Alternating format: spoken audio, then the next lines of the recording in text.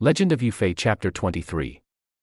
It starts with a poem, doesn't it? It does. Yeah. A short poem, kind of poignant. It talks about soldiers, their wounds and blood are yet to dry, the constant threat, And it asks this question, basically, how often does real talent, real genius, just get overlooked, buried, as it says? That's a somber tone almost. I think that kind of sets the stage. Yeah. Makes you appreciate when genius does get its chance. Okay, so with that setup, we jump right into this really dramatic first meeting.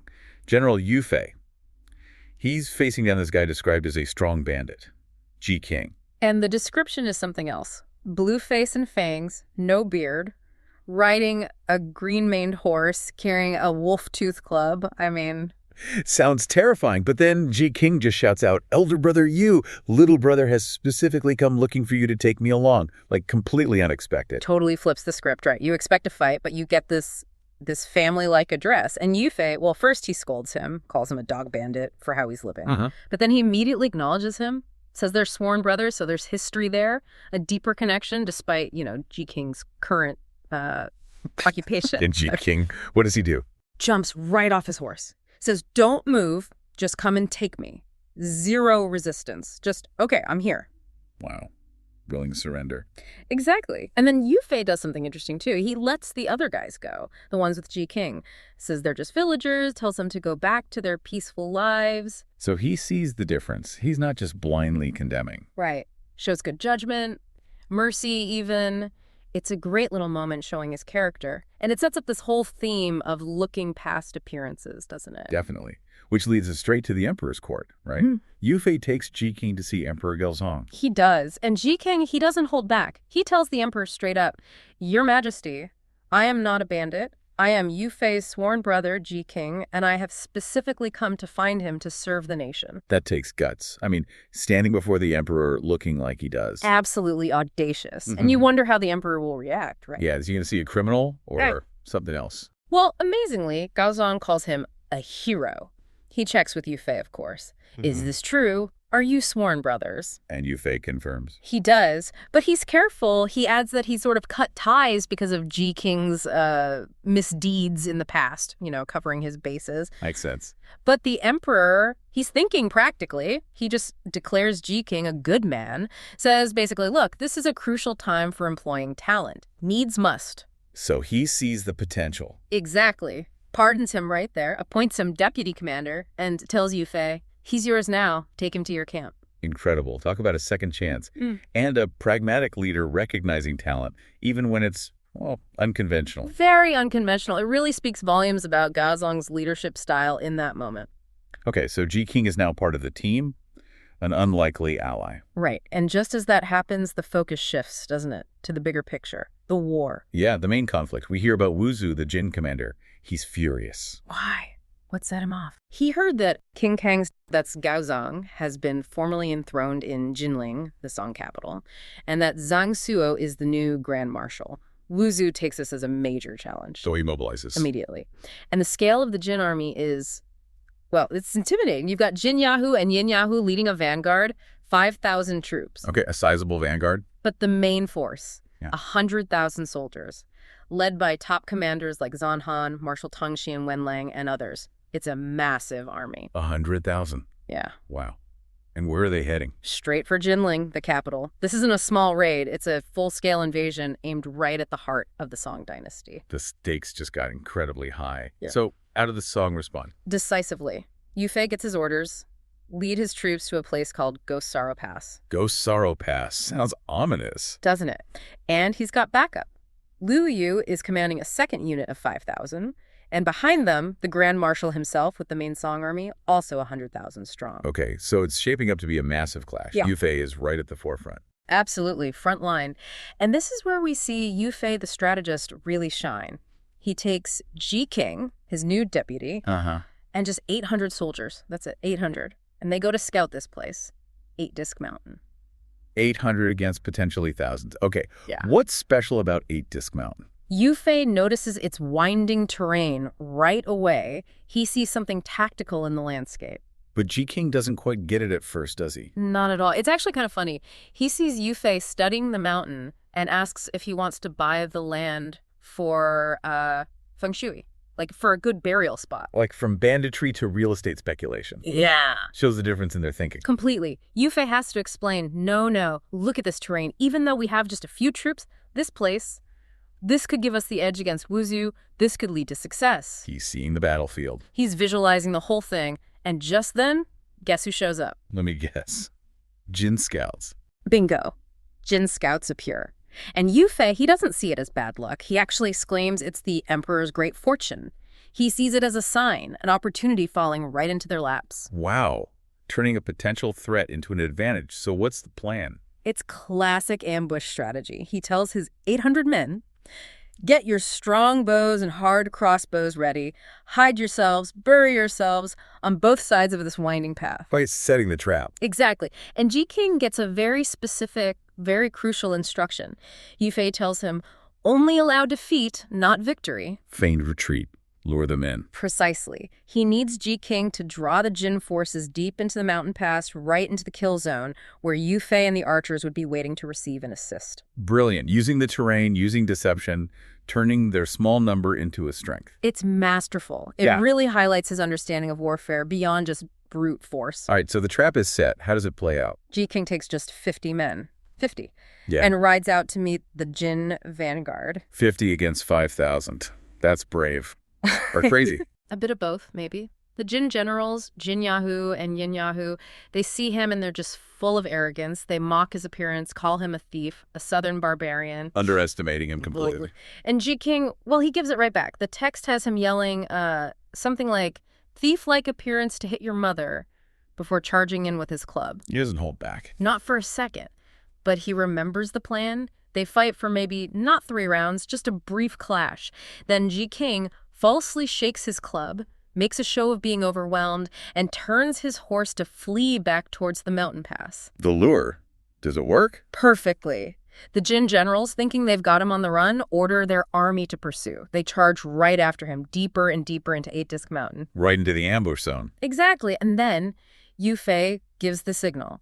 The hidden Song soldiers let loose with their bows and crossbows all at once. That's been devastating. Absolutely. The text says the volley cut off the greater half of the pursuing Jin army, threw them into complete chaos, panic, confusion.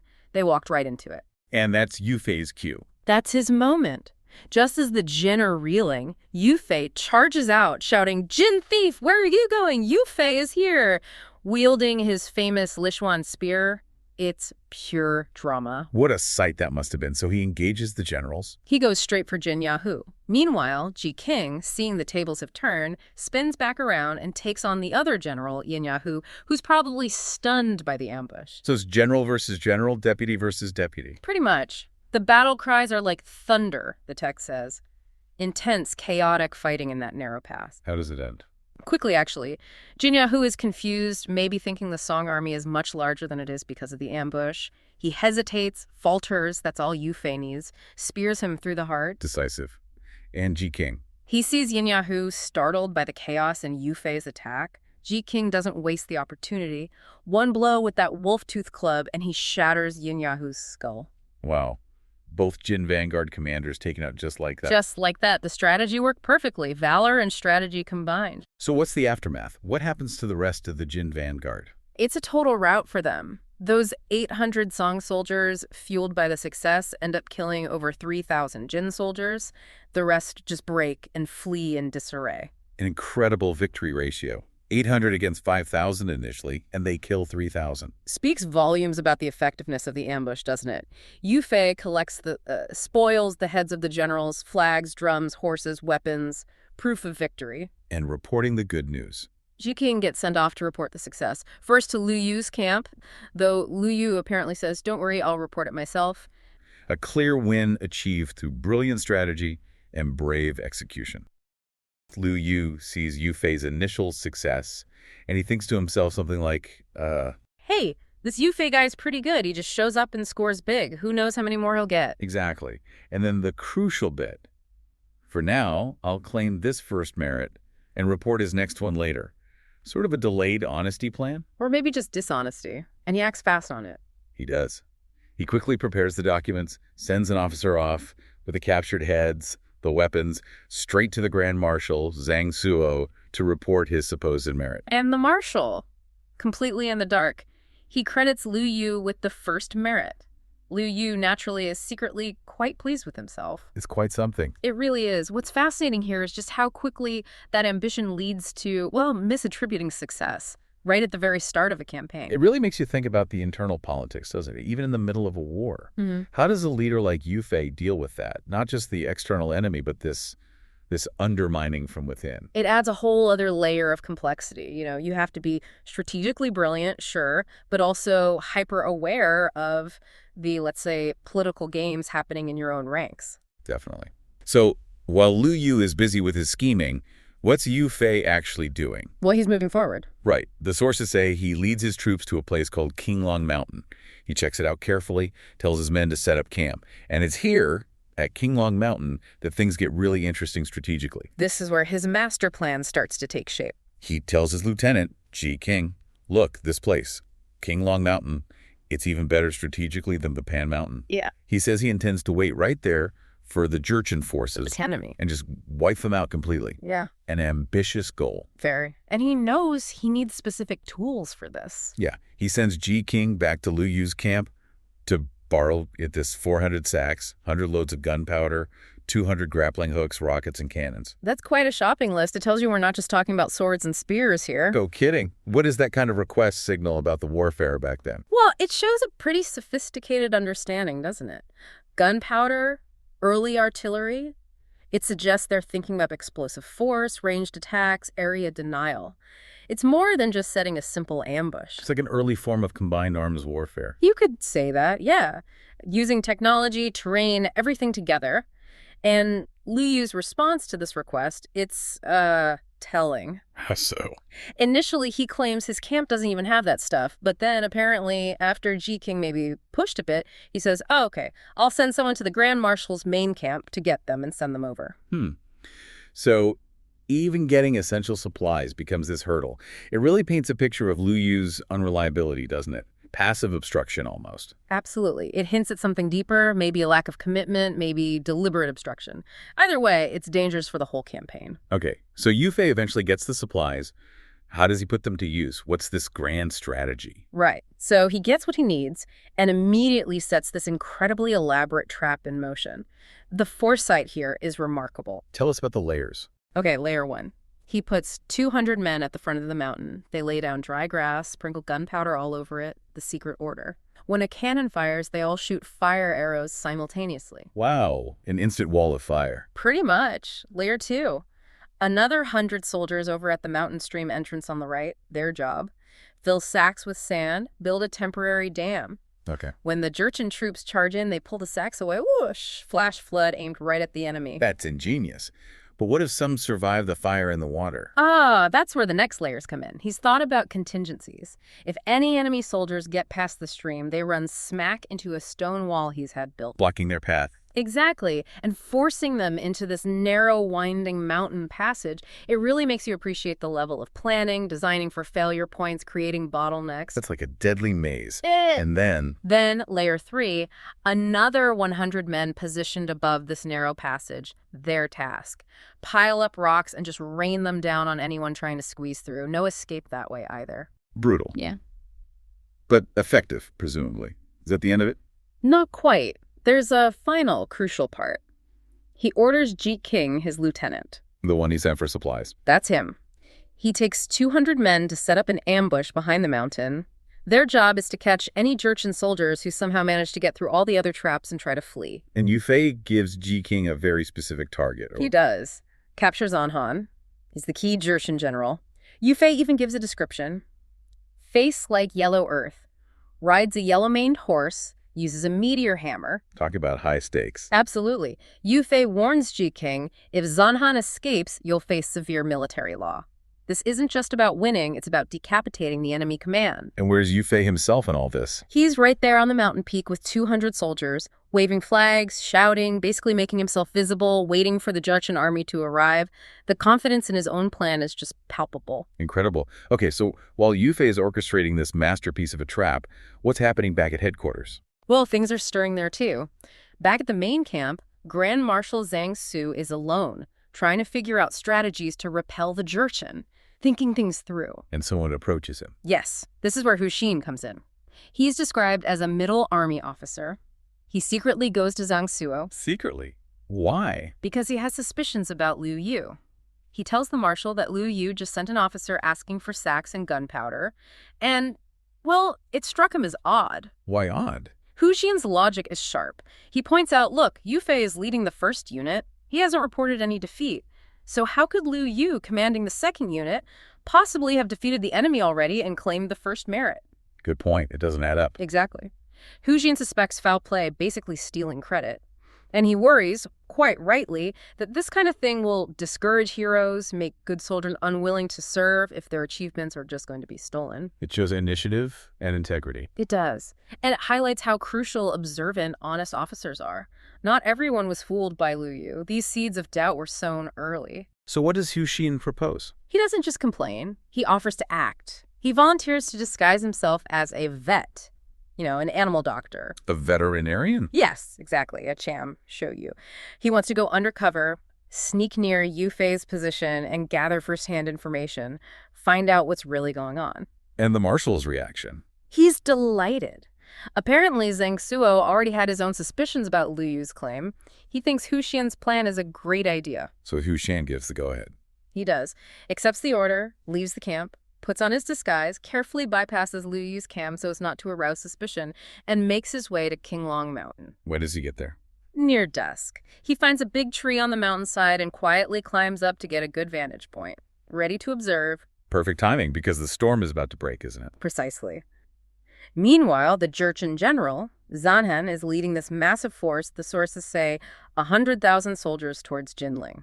And he's heard news. Oh, yes. He's received reports from his own defeated soldiers. They tell him that this Yunnan man, Yu the Southern Barbarian and Jinan man. That would be Yu Fei and Ji King. Right. They've killed 2 Jurchen marshals, and that more than half of their initial 5,000 soldiers were lost, countless others injured. So Zanhan must be furious. Absolutely livid. And just then, his scouts report back. What do they see? They tell him there's a Southern Barbarian camp visible on the mountain peak right ahead. That's Yu Fei waiting. So what does Zanhan decide? Attack immediately. No, and this is crucial. It's getting dark. So Zanhan decides to play it safe, or so he thinks. He orders his army to set up camp for the night. They'll attack in the morning. The classic wait till morning decision. Exactly. A cannon shot signals the troops to make camp and rest. It makes you wonder, doesn't it? How much is this decision driven by prudence and how much by maybe a bit of hubris, underestimating the enemy, especially when you have no idea what's waiting for you? He has no clue he's parking his entire army right on the doorstep of this intricate death trap. None whatsoever. And back up in the tree, what does Hu Xian see? He looks out and sees this unbelievable sight. The Jurchen army arriving, spreading out everywhere, across the mountains, the plains. The sources say, like ants. Imagine that view. He becomes extremely anxious. He knows Yu Fei only has, about 800 soldiers in total for this operation? That's the number, yes. And he's wondering, how on earth can this tiny force possibly stand up to this overwhelming horde? The stage is just perfectly, terrifyingly set. It really is. The deception, the master plan, the investigator, the unsuspecting enemy, all converging on Qinglong Mountain. Yu Fei's first move seems completely suicidal. It really does. Riding alone into the enemy camp. Unbelievable. Our sources even describe this guy, Hu Xian, watching from a tree, right? And he almost collapses. Yeah, a mix of terror and admiration. Exactly, muttering, Hu Shan, which means... one who sacrifices his life for the country. It sets the tone perfectly. It really does. What does that kind of extreme, almost like theatrical opening tell us about how Yu Fei saw his enemy? What was he really trying to achieve? Well, Hu Xian's reaction there kind of says it all, doesn't it? The brilliance of that camp stomping, as they call it. Right. It wasn't really about killing lots of soldiers. It was pure, controlled provocation. Ah, okay. Yu Fei knew Ninahan. He knew his temper. By riding in like that, shouting, Guchai, Song Dynasty Yu Fei is here to raid the camp, looking impressive, fighting. Yeah, the sources say Asho, striking anyone, stabbing any horse. Like, he owned the place. Exactly. He was basically saying, come and get me. He was deliberately trying to provoke Nianhan's anger. So Nianhan would have to pursue him blindly. Precisely. He even shouts on his way out, "Do you get Mo Kong? If you can get in and get out, then you're a true hero," daring him.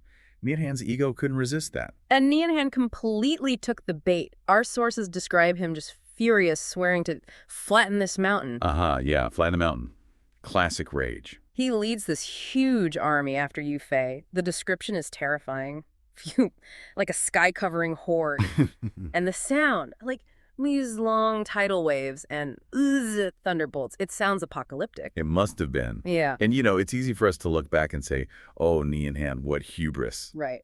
But from his point of view, Yufei just rode into his camp alone and rode out again.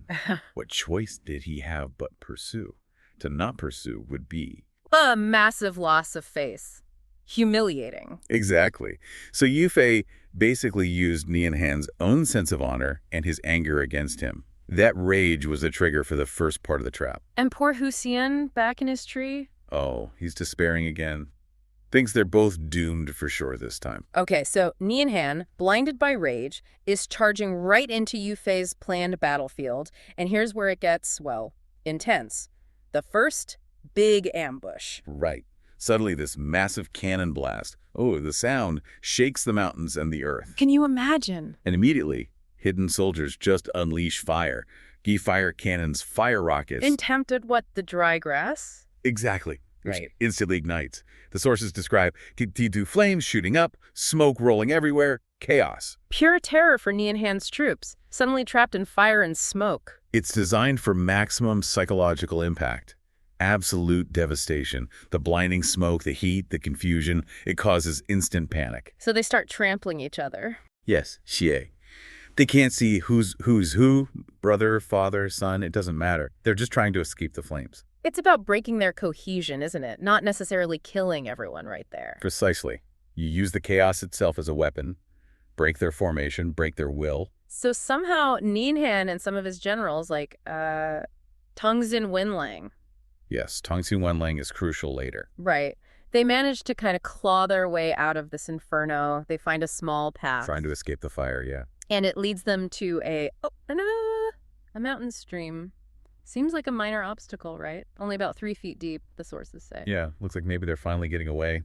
Perhaps even a relief after the fire. So Nianhan orders his troops across. Some probably stop to drink. They're exhausted, maybe thirsty from the smoke. And that's the setup for the next trap, the water trap. Suddenly there's this huge rush of water. Where did it come from? Did you fake dam it upriver? The sources imply something like that, yes. A pre-engineered release. It's described as like a river just collapsed out of the sky. Incredible use of the terrain again. Absolutely. Its terrain is a force multiplier.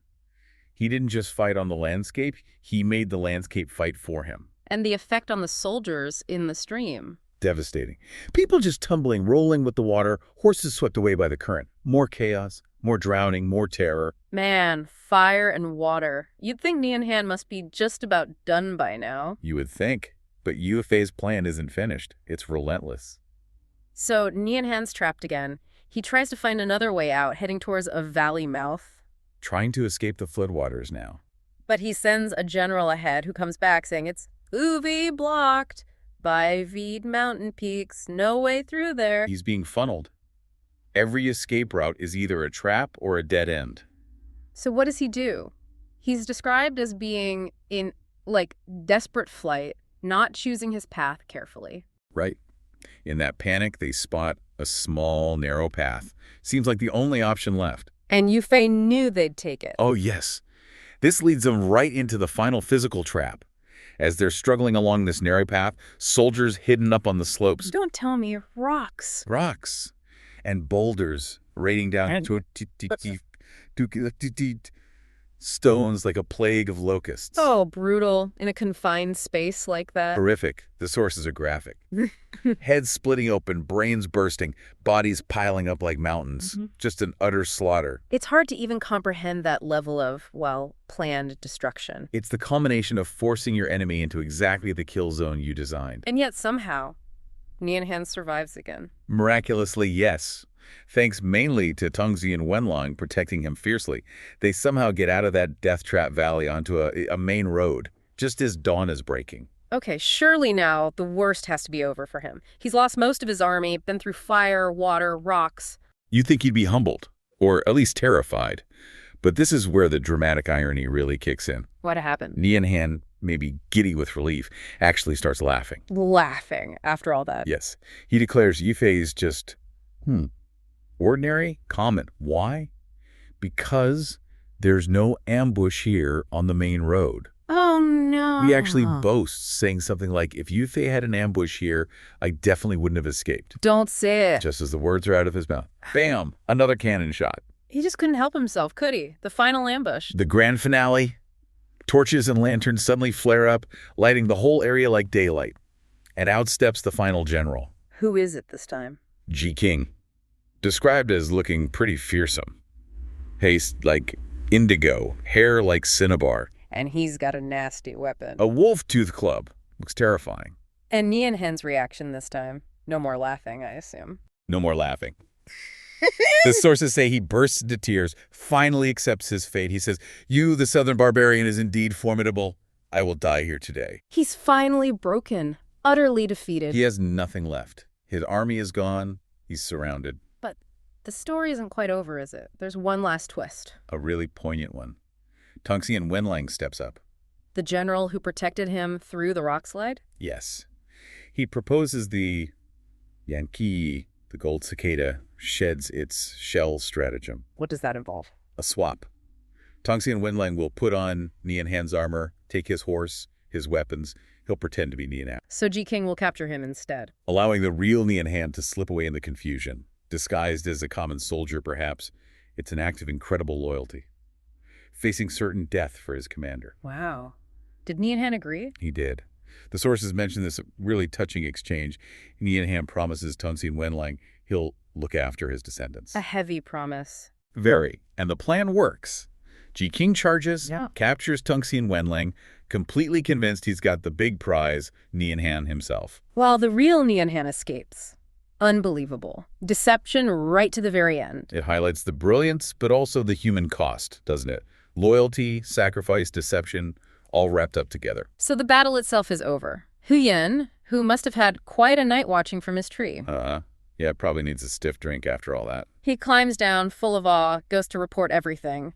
But then we get this final cliffhanger. Right. Yi King arrives, triumphant, reports he's captured Nianhan, brings his prisoner forward, But Yufei takes one look. and sees it's Tongxian Wenlang, not Nianhan. And his reaction? Fury. Absolute fury. He orders Ji King to be executed. What? After all that, after Ji King successfully carried out the final ambush, why? Well, that's where our source leaves us hanging.